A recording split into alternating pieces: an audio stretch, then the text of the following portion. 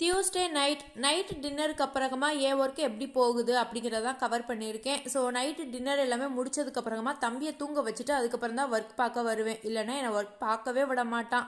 அவனும் கிச்சனில் வந்து நின்றுக்கிட்டே எனக்கு ஹெல்ப் பண்ணுறது மாதிரி வந்து நின்றுக்குவான். அதனாலேயே அவன் தூங்குனதுக்கு அப்புறமா தான் ஒர்க் எல்லாத்தையுமே ஸ்டார்ட் பண்ணுவேன். பாத்திரங்கள் எல்லாத்தையுமே விளக்குற இடத்துல எடுத்து போட்டுட்டு துணிகள் கொஞ்சம் மட்டும் இருந்தது அதையும் துவைக்கலாம் அப்படின்னு சொல்லிட்டு தான் எடுத்து போட்டு விட்டுட்டேன் மிஷினில். ஸோ நைட்டே நம்ம போட்டுட்டு காய போட்டுட்டோம் அப்படின்னா காலையில் 10 மணிக்குள்ளலாம் காஞ்சிரும். நம்ம எடுத்து உள்ளே மடித்து வச்சிடலாம். அதுக்காக தான். ஸோ பாத்திரங்களும் கொஞ்சம் இருந்தது அது எல்லாத்தையுமே விளக்கியும் வச்சிடுவேன்.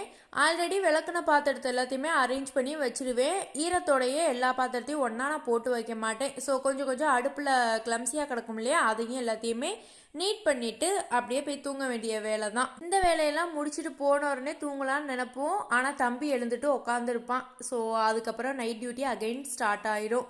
நாளைக்கு ஒரு வீடியோவில் பார்க்கலாம். பாய்.